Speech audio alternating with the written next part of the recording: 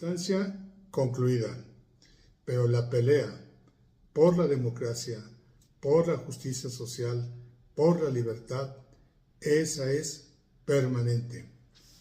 Conocí de las luchas por la libertad y la democracia a una edad muy temprana. Fue mi profesor de sexto año de primaria, en el año 1963. Él fue el primero que me contó lo difícil y lo riesgoso que es enfrentar los gobiernos autoritarios y despóticos.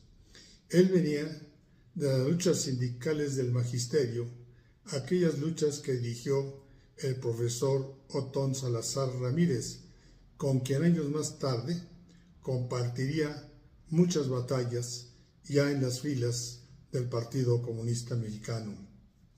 El profesor Lucio fue testigo de las movilizaciones y luchas de los telegrafistas, mineros, electricistas, petroleros, ferrocarrileros, en fin, todos, absolutamente todos, fueron salvajemente reprimidos y sus dirigentes encarcelados. Eran los años de 1956, de 1959. Recuerdo que mi profesor de nombre Lucio, no recuerdo el apellido, cargaba una enorme amargura por la derrota. Era un hombre de más de 50 años y no encontró camino por donde seguir en la lucha. Después, en la secundaria, conviví 3 años con mi profesor de civismo, de nombre Sergio, de quien tampoco recuerdo el apellido. Él también venía de la derrota magisterial, pero era un hombre joven que además estudiaba una licenciatura en Historia en la UNAM. El profesor Sergio era, según recuerdo, militante de la izquierda universitaria.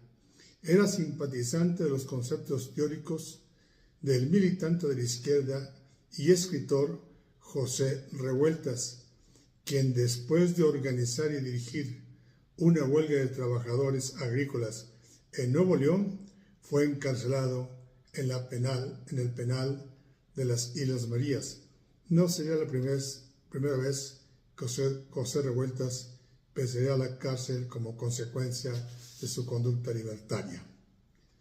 Cuando José Revueltas percibió en 1968 que era inminente su encarcelamiento por su activismo en el movimiento estudiantil, le escribió una carta al jefe de la policía, el general Luis Cueto Ramírez, que a continuación cito el texto. Dicen los periódicos, escribió Revueltas, que se me acusa de ser responsable intelectual del movimiento estudiantil. Al margen de la realidad de esas afirmaciones, lo cierto es que soy un perseguido y seguramente mi vida corre peligro. Y continuó Pepe Revueltas.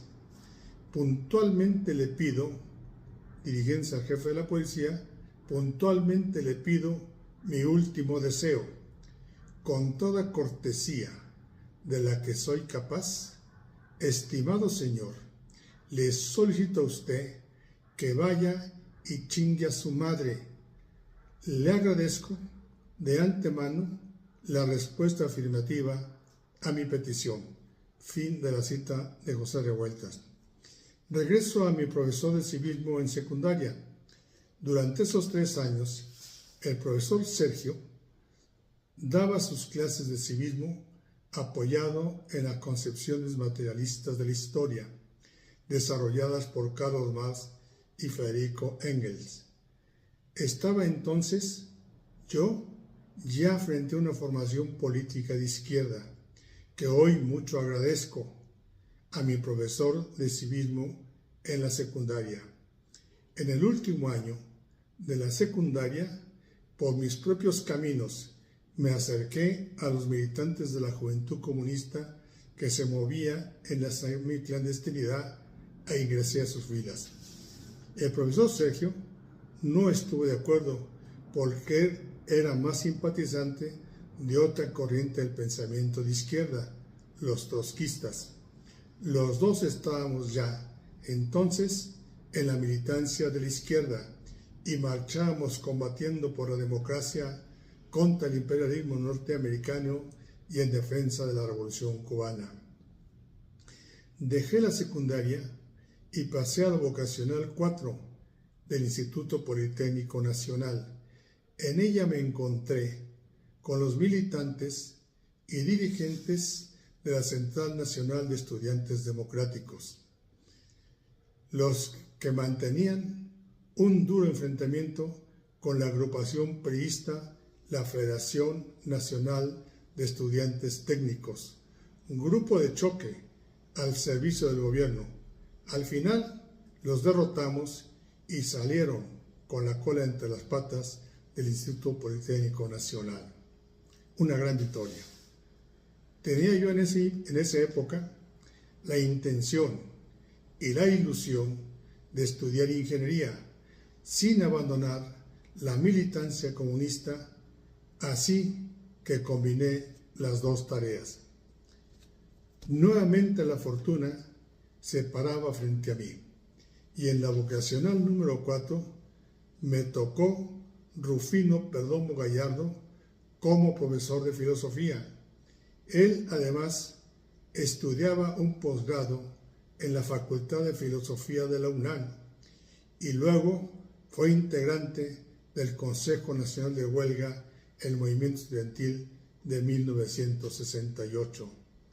El profesor y filósofo Rufino Perdomo ayudó enormemente para que en mi conciencia anidaran las ideas libertarias, ideas que crecieron y se desarrollaron con la lectura, el estudio y el compromiso de ser militante cotidiano y permanente por la democracia y la libertad. Con las enseñanzas del profesor Lucio, del profesor Sergio y del profesor Rufino, con la militancia en las Juventudes Comunistas de México, la militancia en la Coordinadora Nacional de Estudiantes Democráticos, con el estudio de la historia, la economía, la filosofía y de las luchas agrarias y sindicales, mi camino estaba trazado. Así que de manera absolutamente natural y por voluntad propia, me incorporé a todas las actividades del movimiento estudiantil de 1968. El resultado fue la derrota total, pero para ese entonces estaba absolutamente convencido que darse por vencido no es una opción nunca. Es eso lo que había aprendido del profesor Sergio en la secundaria y del profesor Rufino Perdomo, quien además fue integrante del Consejo Nacional de Huelga en el movimiento estudiantil de 1968. Aún con la derrota encima, dio un paso para mí muy importante en mi vida. Decidí afiliarme a las filas del Partido Comunista Mexicano, un partido perseguido y sus militantes encarcelados, pero ese era mi lugar. Con el pesar de la derrota, regresé al salón de clases, ahora en la Escuela Superior de Ingeniería Mecánica y Eléctrica del Instituto Politécnico Nacional. Simultáneamente, ingresé a trabajar en una empresa y vi en el mundo laboral un lugar para continuar la lucha, ahora por la democracia y libertad sindical. Entonces combiné la escuela con la lucha sindical y a eso me dediqué, aun cuando el sindicalismo estaba brutalmente golpeado. Los líderes como Otón Salazar del Magisterio y los líderes ferrocarrileros Valentín Campa Salazar y Demetrio Vallejo purgaban largas sentencias en las cárceles mexicanas. Como resultado de la sangrienta represión durante el movimiento estudiantil de 1968, cargaba los efectos de la derrota y el dolor por los compañeros asesinados, incluyendo los masacrados el 2 de octubre de 1968. Tenía en la memoria los asesinatos de Rubén Jaramillo y su familia con su mujer embarazada, el asesinato del líder campesino José Guadalupe Rodríguez, la masacre de Acapulco de los Coperos en 1967, la brutal represión contra los trabajadores electricistas, ferrocarrileros y mineros. El 28 de enero de 1970, el gobierno masacró a niños, mujeres, hombres, ancianos, todos campesinos, 324 en total, todos totonacos en Monte de Chila, en Jopala, en la Sierra Norte de Puebla. Llegó el momento de decir basta. Era la hora de tomar decisiones. Como muchos otros jóvenes, fui entendiendo que no habían caminos pacíficos para la lucha política legal por la democracia y la libertad. Así que intenté el camino de la lucha armada como guerrillero. Para ese entonces existían diferentes agrupaciones guerrilleras, urbanas y campesinas. Inicié con un grupo de compañeros la preparación que consideramos necesarias. En la sierra estaba Luiso Cabañas y Genaro Vázquez. En la zona urbana surgieron varios grupos de jóvenes guerrilleros agrupados en distintos frentes. Con mis compañeros de más confianza y todos militantes de las Juventudes Comunistas, iniciamos la preparación que consideramos necesaria para dar el paso armado y además realizamos un cuidadoso reclutamiento. Además de la preparación física y en el manejo de las armas, le dedicamos mucho esfuerzo al análisis político de la realidad nacional y esa fue nuestra actividad central durante ese periodo. No se trataba de tirar balazos a lo desesperado, de convertirnos en suicidas, buscando ser heroicos. Queríamos ser la solución y no convertirnos en el problema. Muy pronto me quedaría claro que el camino de la lucha armada, solo de unos cuantos, no tenía futuro. Era solo la idea y la voluntad de unos pocos frente a la no disposición de la mayoría. Si habría de darse una insurrección armada, tendría que surgir de un movimiento de masas radicalizado. Solo así podía tener futuro. En diciembre de 1971 fueron liberados varios presos políticos, entre ellos Ramón Danzós Palomino y Gilberto Rincón Gallardo. En un acto para celebrar su liberación, me acerqué al platicar con ellos. Ramón me invitó a participar del pleno del Consejo Nacional de la entonces CCI, Central Campesina Independiente, hoy CIOA, que se realizaría el día 5 de febrero de 1972. Ese Consejo Nacional de la entonces CCI acordó un plan de acción. Ese plan incluía dos acciones de gran importancia: la realización de una marcha campesina fundamentalmente de Puebla y Tlaxcala, con delegación de otros estados de la República. El destino era la Ciudad de México. Y si con esa acción no se encontraban respuestas para el reparto agrario, el siguiente paso consistía en la ocupación masiva de los latifundios. Entendí que existía una posibilidad de construir el movimiento de masas radicalizado y que ese movimiento de masas radicalizado, con la ocupación de los latifundios, podría empujar la transformación, por fin una posibilidad real.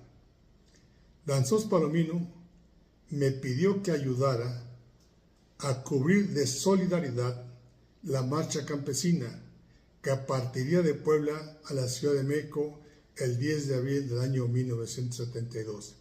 Acepté la tarea y junto con otros compañeros buscamos el apoyo del movimiento estudiantil de Puebla y de la Ciudad de México, así como de algunas agrupaciones sindicales. Asumí la responsabilidad entonces de no solo ser solidario, abandoné el trabajo, dejé la escuela y la intención de convertirme en ingeniero, cobré mi último salario, preparé una maleta, me despedí de mi familia, dejé la Ciudad de México y me trasladé a Puebla para ser parte de la organización y realización de la caravana campesina. La decisión estaba tomada. A partir de ese día, 12 de marzo de 1972, inicié una militancia activa y permanente en las filas de la hoy Central Independiente de Obreros Agrícolas y Campesinos. Cumplí muchas tareas y sin duda cometí muchos errores durante esos ya 53 años de militancia en las filas de la ciudad. No voy a realizar un balance de todas las responsabilidades en los cargos de dirección que ocupé durante más de 45 años. Hoy solo quiero compartir algunas de las tareas cumplidas. Antes de continuar, es necesario dejar claro que en este largo caminar decidí correr los riesgos de enfrentarme a gobiernos autoritarios y represores, donde el destino podía ser la cárcel e incluso perder la vida por la acción de los sicarios al servicio de los poderosos, pero darse por vencido no era una opción y contemplar una nueva derrota tampoco lo era. El plan de acción del Pleno se cumplió e iniciamos la ocupación e invasión de las tierras de los hacendados que los campesinos reclamaban como suyas. Yo participé presencialmente en muchas tomas de tierra en Puebla, Tlaxcala, Veracruz y Oaxaca. Acampé junto con los invasores de la tierra, en algunas por tiempos muy cortos y otras por tiempos más largos. La mayoría de esas ocupaciones de tierra terminaron con reparto importante de tierras que beneficiaron a miles de campesinos. Pero la pelea no solo era por el reparto agrario. Lo central de la acción tenía por objetivo abrirle camino al pleno ejercicio de la democracia y de la libertad. Y para eso había que dedicar enormes esfuerzos y construir la organización con la fuerza suficiente para lograr estas metas.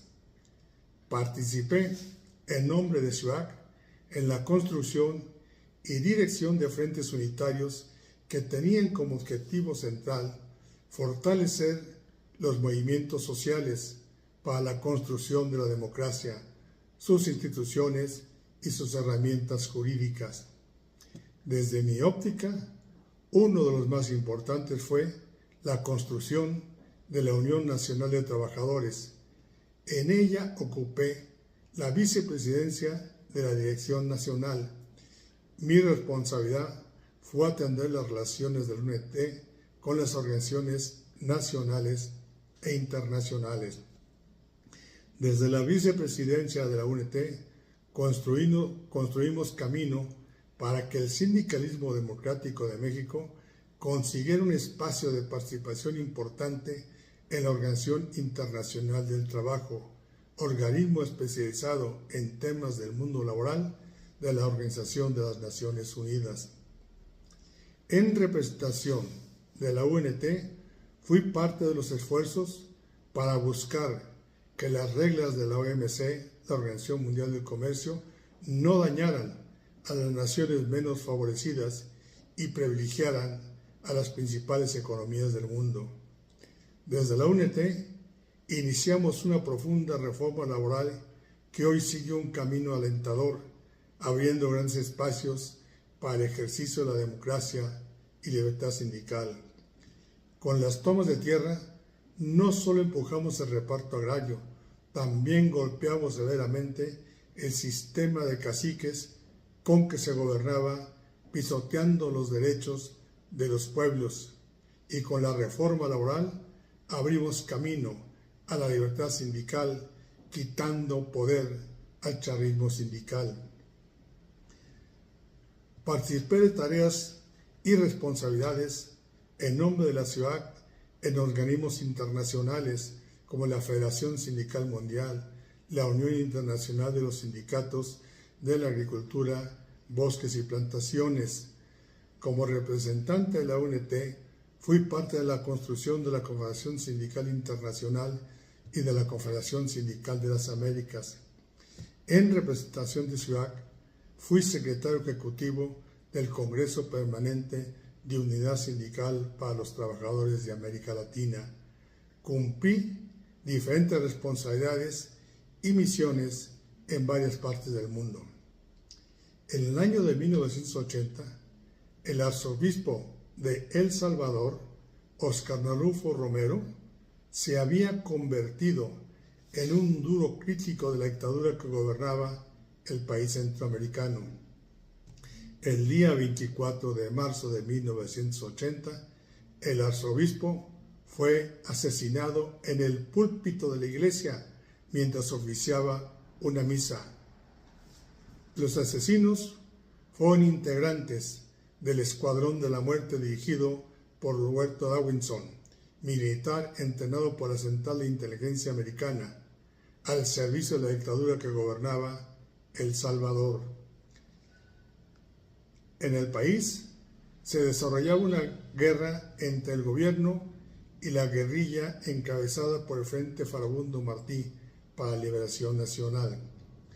Los asesinatos y ejecuciones contra civiles eran cosa cotidiana. El terror y la falta de libertades impedía la vida civil y el ejercicio de las libertades en todo el país. Las agrupaciones de trabajadores y sus dirigentes eran víctimas de persecución, secuestro y asesinatos.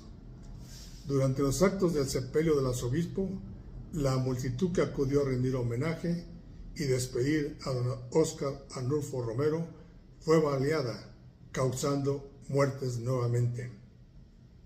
En ese escenario, la agrupación sindical de El Salvador, afiliada al CEPUSTAL, programó la realización de su Congreso Nacional en el mes de julio del año de 1981 y demandó del CEPUSTAL la solidaridad mediante la presencia de algún integrante de su secretariado ejecutivo. El secretario ejecutivo del CEPUSTAL, con oficinas en México, analizó la solicitud de los sindicatos salvadoreños y resultó que, como era un escenario peligroso, la mayoría de los integrantes del secretariado ejecutivo opinaban que es muy riesgoso acudir a dar la solidaridad. Yo mantengo mi posición de que era necesario y urgente acudir al llamado de los compañeros. El asunto se pone a votación y el resultado es 4 votos para no designar delegado por cuestiones de seguridad y solamente yo voté para que designáramos un delegado que llevara aliento y solidaridad a los trabajadores salvadoreños. Yo consideré muy importante que los trabajadores salvadoreños supieran y sintieran la solidaridad y que no estaban solos. Mi actitud fue indeclinable y pedí una nueva ronda de análisis. Durante la discusión propuse que fuera yo el delegado que acudiría a El Salvador. Los demás integrantes del secretariado del CEPUSTAL, un cubano, un uruguayo, un chileno y una brasileña, concluyeron que solo se aceptaría nombrarme como delegado al Congreso de los Salvadoreños si la directiva de la ciudad daba su consentimiento y bajo su responsabilidad. Pedí entonces declarar un receso para consultar a mi organización y se aceptó. Conversé con Ramón Danzós Palomino y coincidió conmigo en la importancia de no dejar solo a los compañeros salvadoreños en una situación tan peligrosa y delicada. Danzós consideró que la presencia solidaria era de una enorme importancia. Informé la determinación a los integrantes del secretariado del Sepustal. No tenían otro camino y aceptaron que yo asistiera al Congreso de los Trabajadores Salvadoreños. El Congreso se reuniría en la semiclandestinidad y el día de la inauguración, el secretario general de la Federación Nacional Sindical de Trabajadores Salvadoreños, Santiago Hernández, fue a buscarme en un punto de la ciudad para llevarme al lugar del Congreso, donde ya estarían los delegados. Nos movimos con cuidado, separados por una prudente distancia, cuando varios carros nos cercaron y de ellos bajaron hombres armados,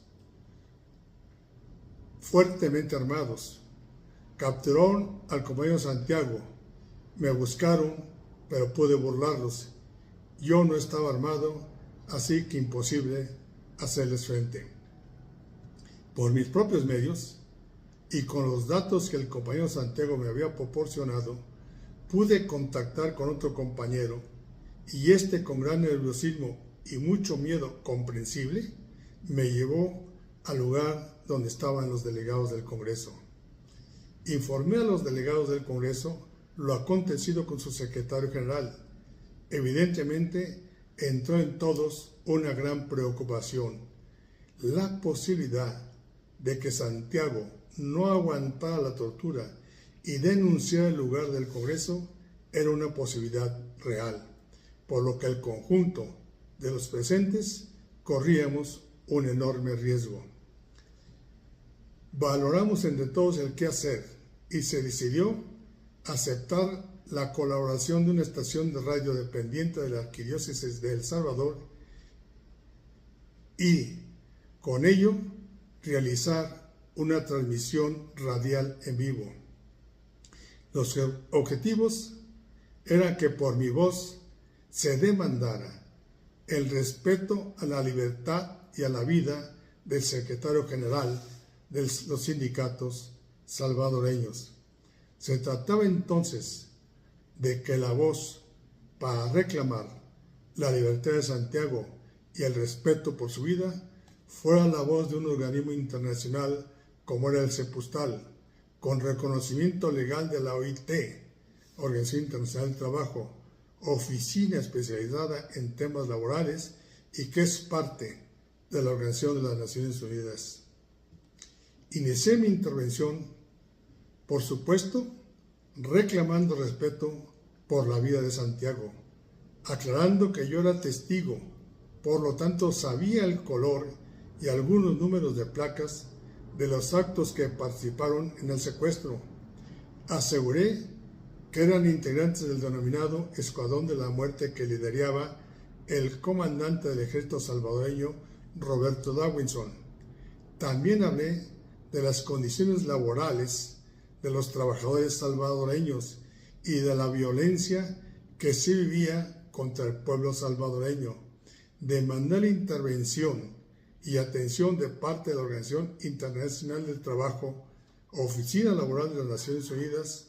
Reconocí públicamente la valentía de la Arquidiócesis salvadoreña para facilitar la transmisión del Congreso por su estación de radio. Y finalmente me uní al dolor por el asesinato del arzobispo Óscar Arnulfo Romero, víctima del Escuadrón de la Muerte. Sin más intervención que la mía, terminamos el Congreso e iniciamos la difícil tarea de organizar la retirada de todos, con las mejores medidas de seguridad. Sabíamos que al final nada y ninguna medida era segura. Ahora había que correr para salvar la vida.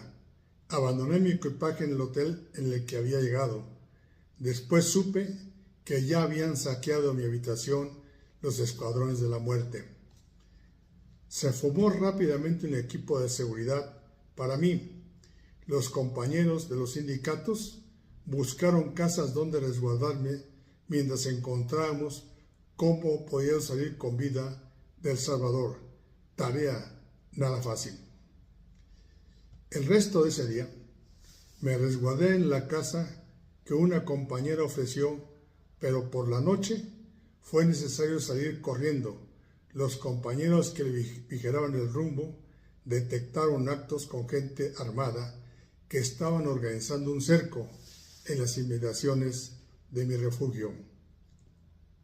Salí con un grupo de 3 compañeros brincando bardas y logramos romper el cerco. Después nos enteramos que habían asaltado la casa donde yo estaba y la compañera que me recibió en su casa como refugio fue asesinada. Seguí corriendo buscando salvar mi vida.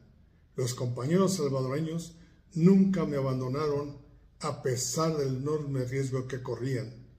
Los equipos de ayuda se cambiaban y cada nuevo equipo buscaba puntos para resguardarme. Algunas veces les pedí que me dejaran solo en el refugio conseguido. El objetivo era arriesgar menos vidas, así que solo, sin más compañía que una pistola sin cargador completo, pasaba las noches o los días. Fueron 22 días en total. Durante ese tiempo intenté de todo, incluso valoramos la oferta de los guerrilleros del Frente Farabundo Martí para la Liberación Nacional. Ellos ofrecieron disponer de un grupo de guerrilleros que entrarían a la capital de manera clandestina y me llevarían con ellos a su zona de control en el cerro de Guazapa, rompiendo el cerco militar a tiros si era necesario. Agradecí la oferta, pero les pedí que me dejaran intentar algo menos complicado, pero tampoco más sencillo. Nada era fácil, todo tenía un enorme riesgo, pero era necesario ponerle fin al corre-corre que ya había costado varias vidas de compañeros y compañeras por salvar la mía. Valoramos qué hacer. Las posibilidades eran buscar refugio en la arquidiócesis, que sabíamos sus instalaciones estaban muy vigiladas por los escuadrones de la muerte. Otra alternativa era intentar ingresar en la embajada cubana, donde era seguro encontraría ayuda solidaria. Pensamos también en refugiarme en la Cruz Roja Internacional.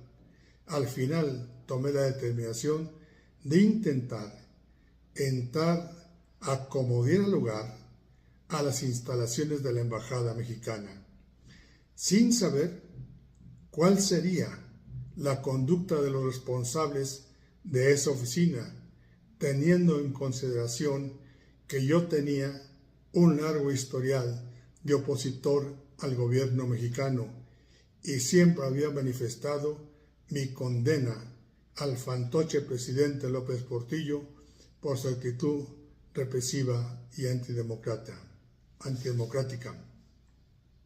Había que hacer algo que me abriera la ruta de regreso a México. No convenía seguir arriesgando más vidas de mis compañeros salvadoreños por salvar la mía. Se organizó un equipo para abandonar el refugio en que me encontraba y que percibíamos pronto tendríamos que dejar, ya que el cerco de los escuadrones de la muerte estaba muy cerca. Le saqué provecho a mi estado físico.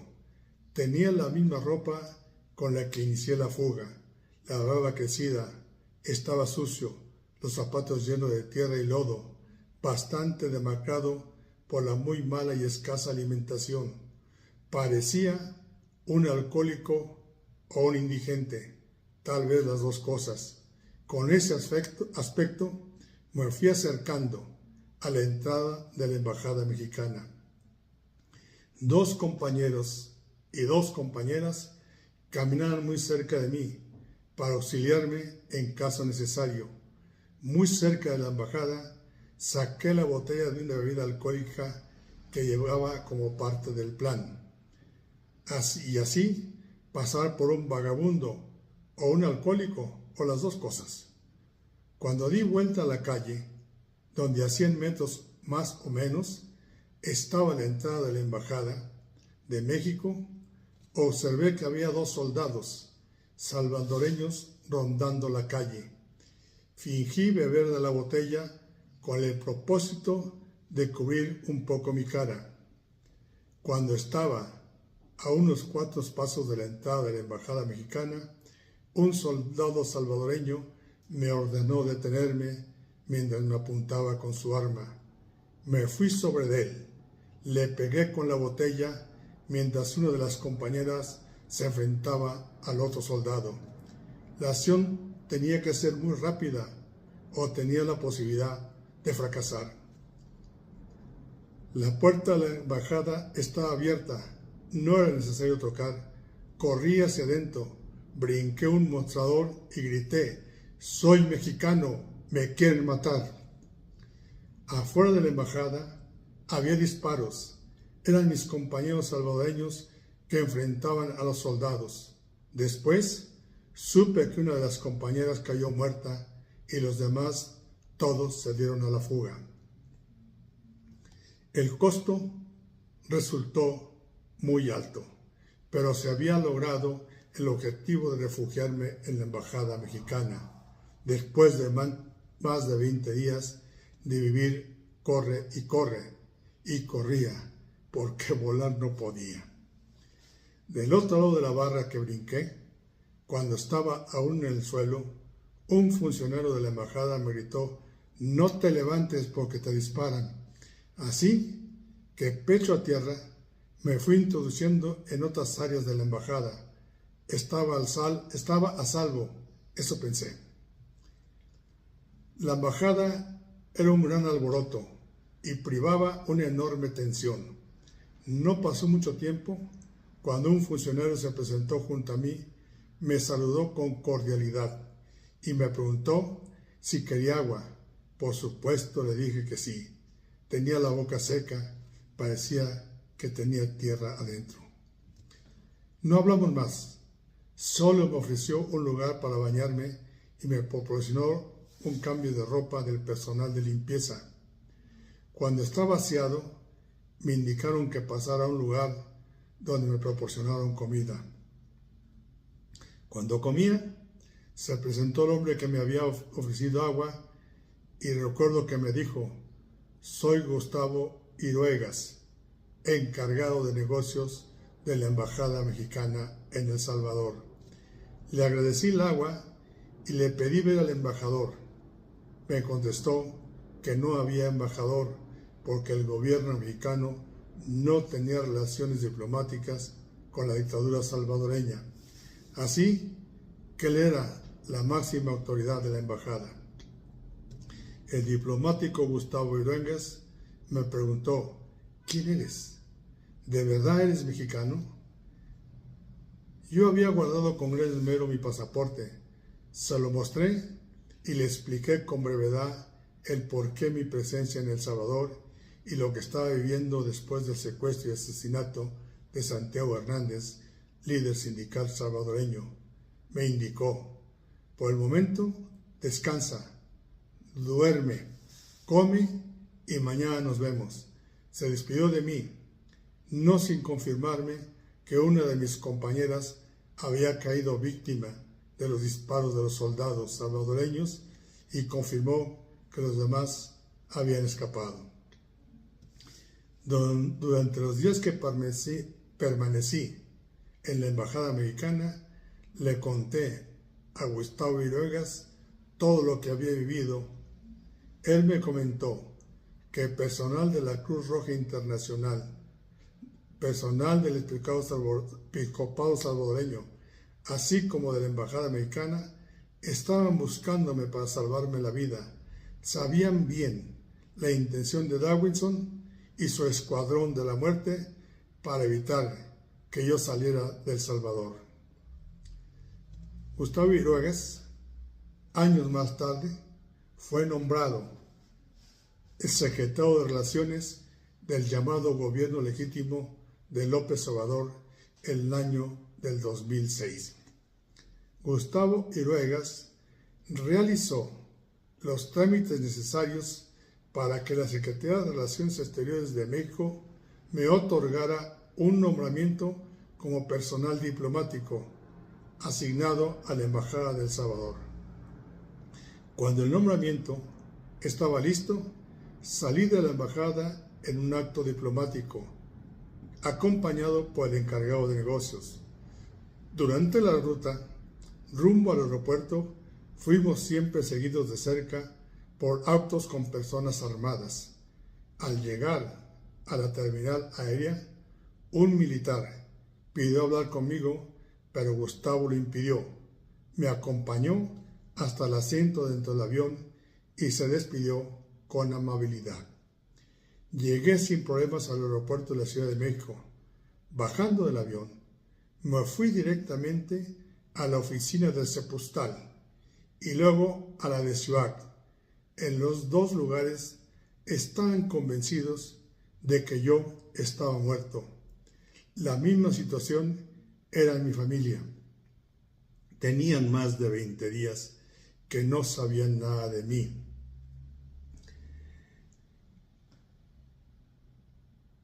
No habían recibido mensaje alguno. Habían recibido, sí, un mensaje erróneo que anunciaba mi muerte, cuando el mensaje que encargamos mandar a un compañero de El Salvador es que el texto era: Santiago Hernández fue asesinado. El comisionado solo mandó un mensaje que decía: el compañero Hernández lo asesinaron. A todos les dije: misión cumplida, y a seguir en la pelea por la democracia y por la libertad, porque darse por vencido no es opción.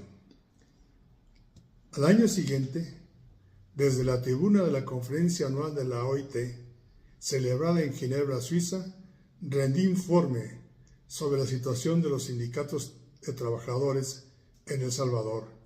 El representante del gobierno salvadoreño protestó, pero la asamblea lo mandó callar.